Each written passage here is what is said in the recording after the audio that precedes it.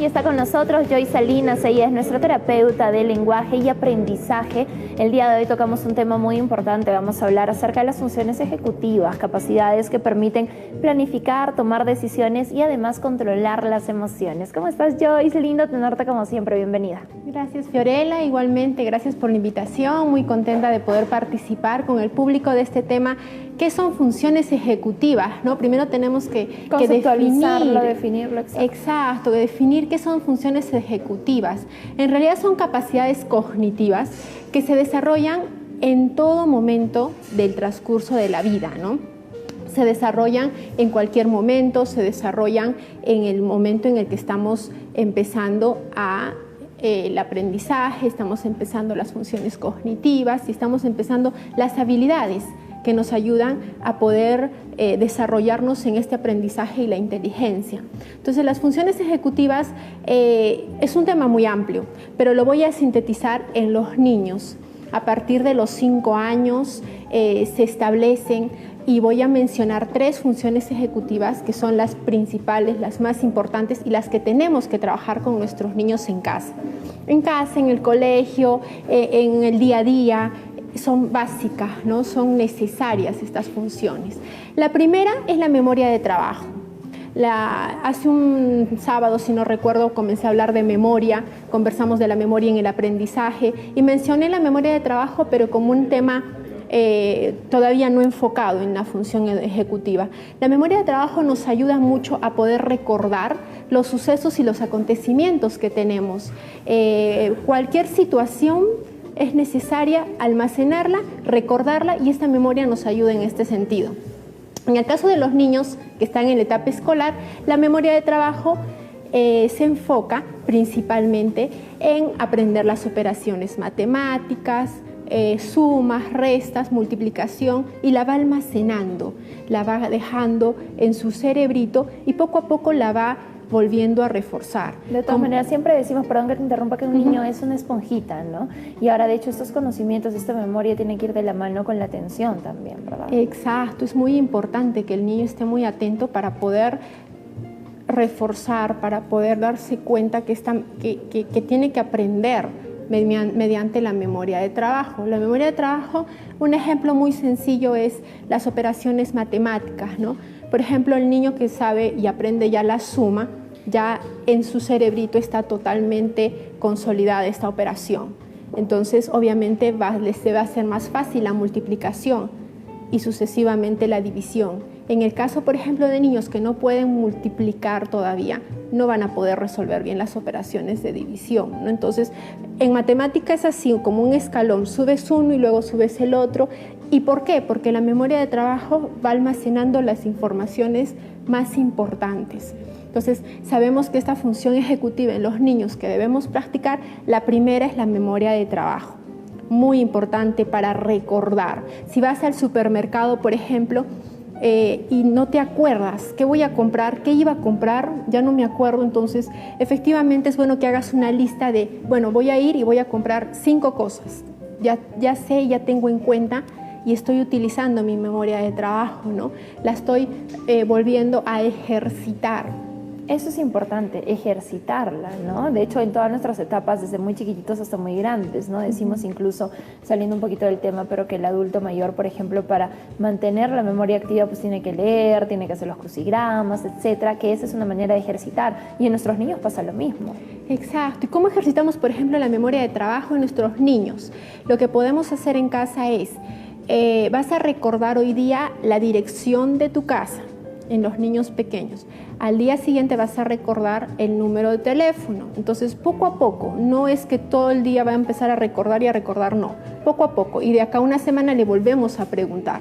Entonces, estamos ejercitando su memoria de trabajo. Estamos ejercitando los hechos que le pasan inmediatamente y lo que nos interesa que el niño pueda saber y pueda retomar y pueda conocer, ¿no? Entonces, esta memoria de trabajo, como su nombre lo dice, de esa manera es la manera en la que se puede ejercitar en casa. de repente contándole un cuento y después qué es lo que, preguntando. ¿Qué continuaba, qué seguía? Sí, y contando el cuento. Generalmente a los niños les gusta que les cuentes el mismo cuento todas las Así noches. como hasta las películas, ¿no? Pueden ver Sí. una misma película todo el año, creo, y no se aburren, y la siguen viendo y siguen viendo detalles y se memorizan los textos, los diálogos, y lo mismo pasa con los cuentos. Exacto, y es igual, en las películas ellos recién están comprendiendo parte por parte y en su cerebrito están uniendo esas partes y la van a recordar y después van a preguntar y te van a preguntar, ¿y qué pasó? ¿Y ahora qué viene? Entonces ya están listos para lo que viene, no hay nada que está fuera de sí Que porque está en ya el la aire. vieron.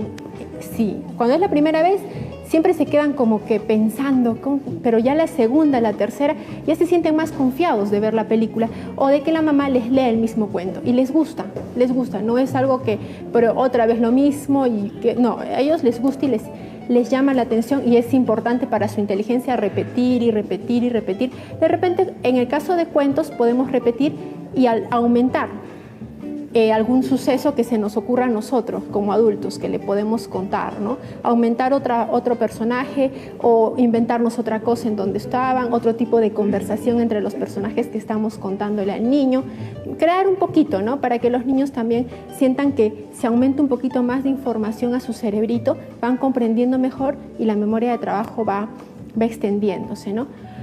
Otra función ejecutiva muy importante es el control inhibitorio. ¿Qué significa esto?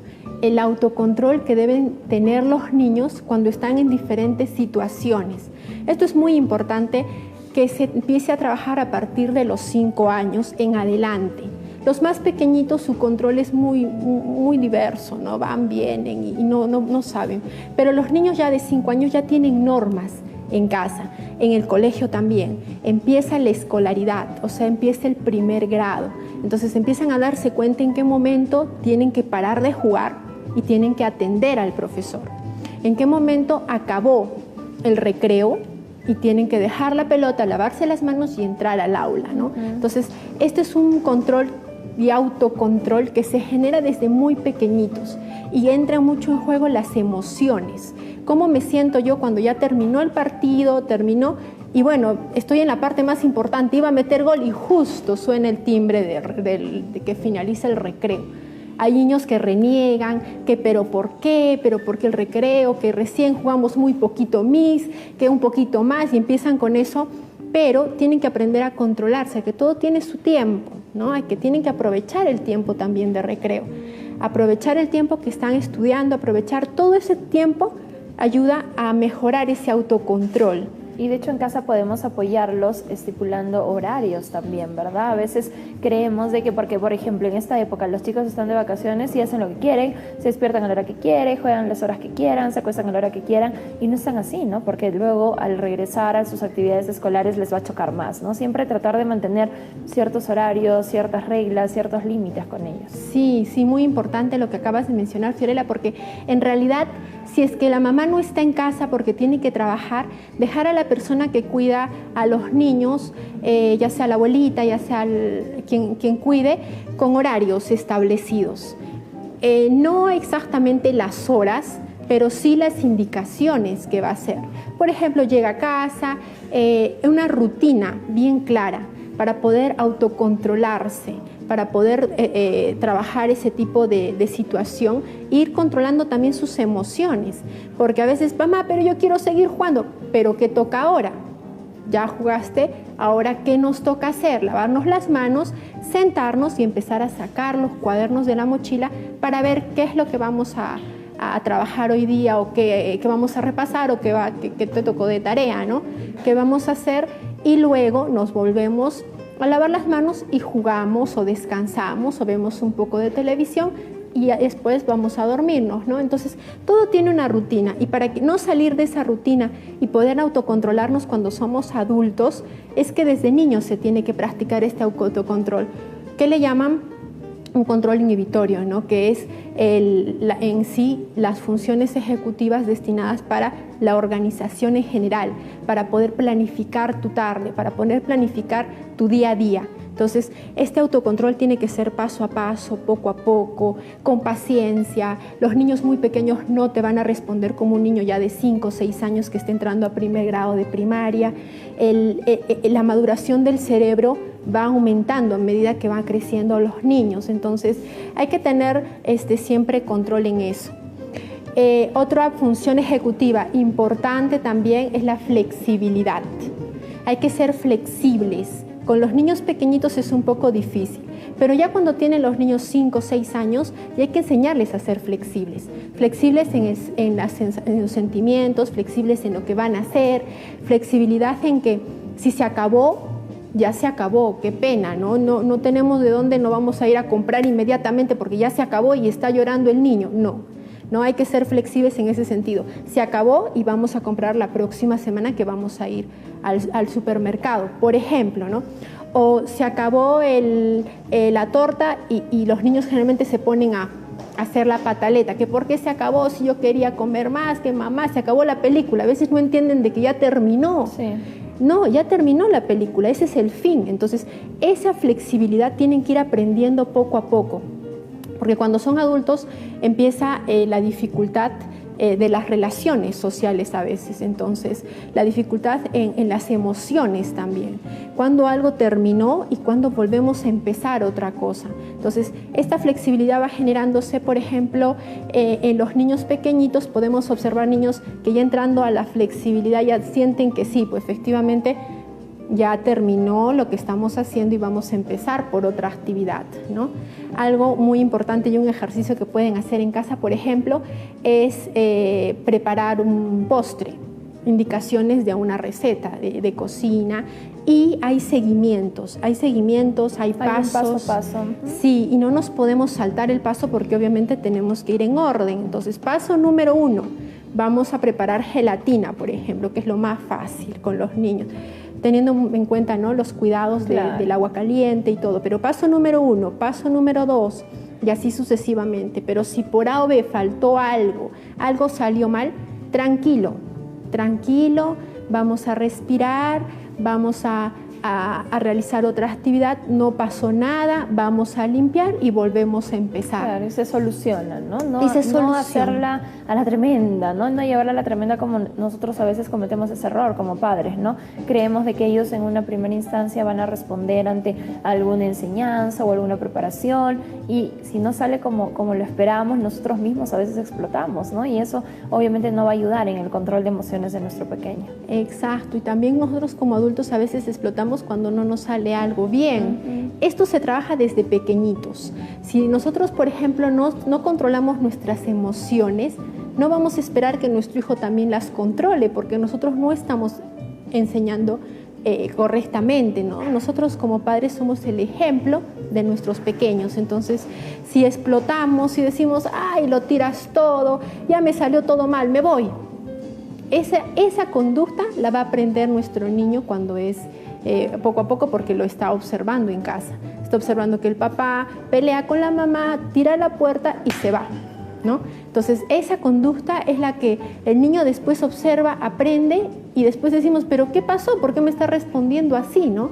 Es porque está observando conductas y poco control de nosotros como adultos ante situaciones que se presentan, ¿no? Ante situaciones de cólera, de ira, ¿no? Que lo que mejor es controlarse, tranquilizarse, respirar y, bueno, cambiar de repente un poco el foco de atención para poder otra vez retomar lo que estábamos haciendo. De todas maneras, tenemos que tomar conciencia que mucho más educamos con el ejemplo, con lo que ellos miran, a todas las palabras que les podemos decir, ¿no?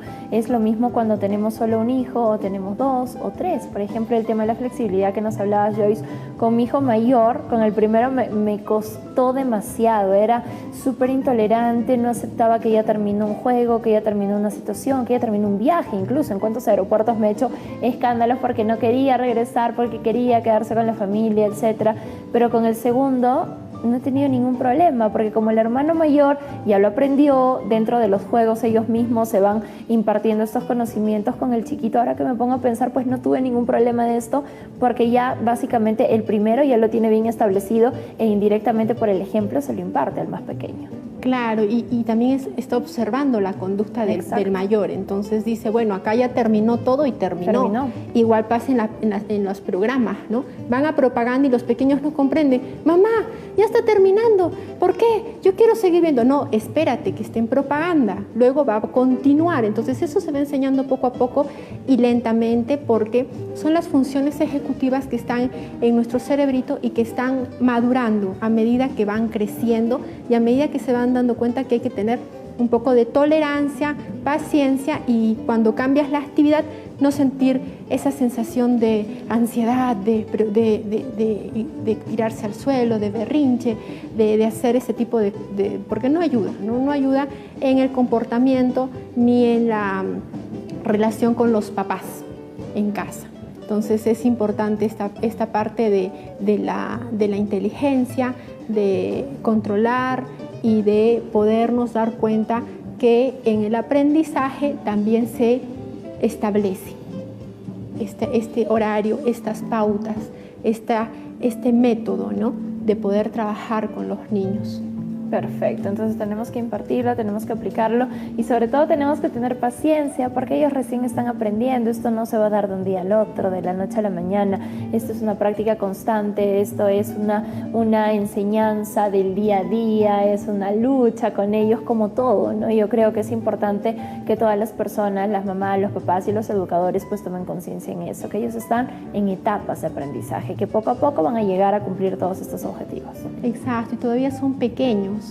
Cuando son pequeños no vamos a esperar un comportamiento. A veces son comportamientos que nos hacen avergonzar a nosotros como papás, como decir, ¿en qué momento le hemos enseñado esto? Pero si no hacía esto en la casa, ¡ay, qué vergüenza! ¿Cómo me has hecho quedar así? Pero no, son pequeños, van aprendiendo poco a poco. Ya cuando están en una etapa escolar, ahí tenemos que ser un poquito más rígidos con su comportamiento y porque ya están creciendo, ya están madurando, ya saben lo que es bueno, lo que es malo, las rutinas, los horarios, y ya se dan cuenta, ¿no?, de cómo establecer esto en casa. Perfecto, Joyce, muchísimas gracias por el tema que nos has traído el día de hoy. Nos ha servido muchísimo como papás y estoy segura que hay mucha gente que quisiera tener algún tipo de asesoría de tu parte. ¿Cómo te podemos ubicar, por favor? Gracias, Fiorella, por la invitación.